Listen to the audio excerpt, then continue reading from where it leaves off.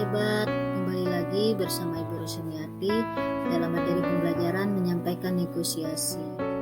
Adapun kompetensi dasar 4.10 menyampaikan pengajuan, penawaran, persetujuan dan penutup dalam teks negosiasi secara lisan atau tulis. Indikator pencapaian kompetensi yang pertama, membuat persiapan penyusunan teks negosiasi secara tertulis. Yang kedua, membuat tahapan-tahapan penyusunan teks negosiasi secara tertulis. Yang ketiga, menyampaikan negosiasi singkat secara tertulis. Tujuan yang diharapkan setelah pembelajaran ini, yang pertama, peserta didik mampu membuat persiapan penyusunan teks negosiasi secara tertulis dengan tepat. Yang kedua, peserta didik mampu membuat tahapan-tahapan penyusunan teks negosiasi secara tertulis dengan tepat. Yang ketiga, peserta didik mampu menyampaikan negosiasi singkat secara tertulis dengan tepat. Baik, langsung ke uraian materi. Mengacu pada indikator pertama, yaitu langkah-langkah persiapan penyusunan teks negosiasi. Beberapa persiapan yang perlu dilakukan supaya kegiatan ini berjalan dengan baik. Pertama adalah menentukan topik. Di sini kita menentukan apa yang ingin dibahas atau penawaran yang ingin diajukan kepada lawan bicara. Misalnya, kita memilih topik untuk memperoleh kenaikan gaji. Kedua, menentukan pihak yang perlu dihubungi. Pihak tersebut memiliki keterkaitan dengan tujuan negosiasi kita. Jadi, kita tidak dapat memilih sembarang orang. Biasanya lawan bicara adalah pihak yang dapat memenuhi kebutuhan kita. Misalnya, sesuai topik yang sudah dipilih di atas, maka pihak yang perlu dihubungi yaitu bagian kepegawaian dan direktur. Ketiga, memilih strategi yang efektif. Karena kita sedang berusaha meminta sesuatu dari orang lain, kita harus memikirkan cara supaya mereka bersedia melakukannya. Strategi memiliki 3 jenis, yaitu yang pertama, strategi kooperatif adalah kedua belah pihak yang akan saling menguntungkan atau win-win solution. Strategi yang kedua yaitu strategi kompetitif adalah terjadinya kompetisi antara kedua belah pihak karena ingin saling menang. Dan strategi yang ketiga adalah strategi analitis. Strategi analitis adalah negosiasi sebagai pemecah masalah. Misalnya, sesuai dengan topik yang sudah kita pilih di atas, maka kita akan memilih strategi kooperatif. Terakhir, melengkapi alasan rasional yang dapat meyakinkan lawan bicara. Alasan tersebut bisa berkenaan dengan diri kita sendiri atau berkaitan dengan lawan bicara maupun hal-hal lain. Misalnya, sesuai dengan topik yang sudah dipilih, alasan yang rasionalnya karena masa kerja sudah lama, kemudian beban kerja lebih berat, terus upah minimum regional atau upah minimum provinsi yang sudah mengalami kenaikan. Uraian materi selanjutnya mengacu pada indikator kedua, langkah-langkah membuat tahapan-tahapan penyusunan teks negosiasi.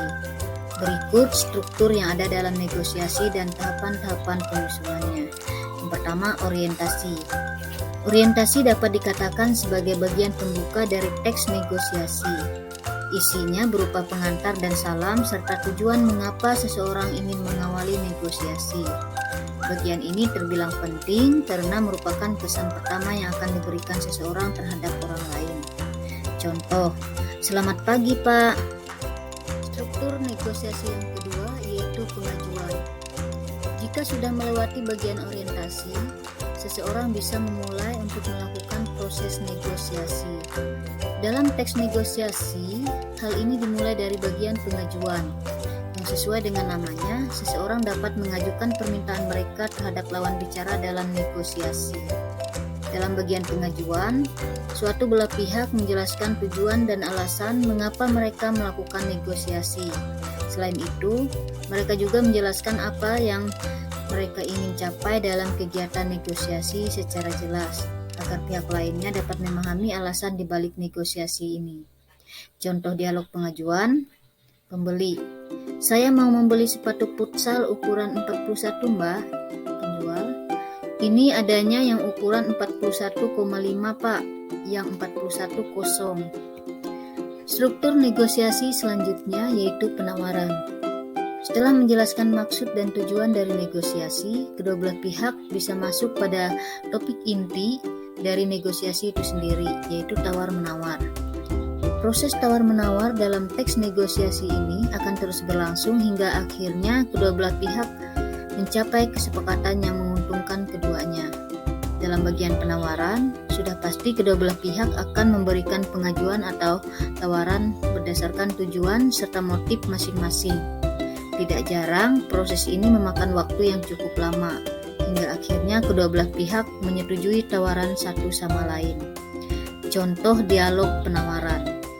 Pembeli, ya udah, yang 41,5, kalau boleh tahu harganya berapa ya Mbak? Penjual, 100.000 Pak. Pembeli, tidak boleh kurang apa Mbak? Di lantai 1 harganya 85.000 aja loh. Penjual, di lantai bawah harganya nggak bisa ditawar Pak, tapi kalau di sini boleh kurang. Pembeli, harganya 85.000, bagaimana Mbak? Penjual, wah, kalau itu belum boleh Pak, naik sedikit Pak. Pembeli, paling 90.000, bagaimana Mbak? Struktur selanjutnya yaitu persetujuan. Bagian persetujuan baru akan tercapai dan bisa ditulis ketika dua belah pihak mampu menemukan penawaran yang menguntungkan untuk keduanya dan menyepakati penawaran tersebut. Adanya persetujuan antara kedua belah pihak menandakan akhir dari proses negosiasi. Satu hal yang perlu diperhatikan adalah persetujuan antara kedua belah pihak harus terjadi tanpa adanya paksaan dari pihak manapun. Jika ada pihak yang merasa terpaksa dalam menyetujui tawaran, tandanya ada sesuatu yang salah dalam proses negosiasi ini. Contoh dialog persetujuan. Pembeli, ya sudah, oke Pak.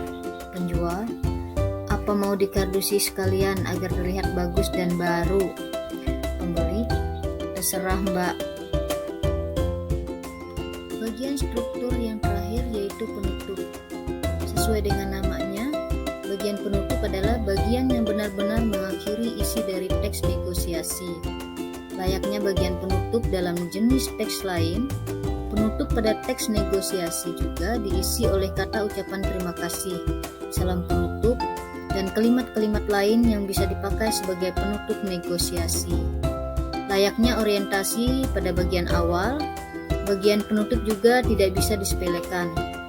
Penutup pada teks negosiasi bertujuan untuk menciptakan kesan terakhir yang baik dalam suatu negosiasi.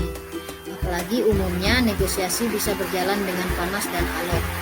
Contoh, terima kasih Pak.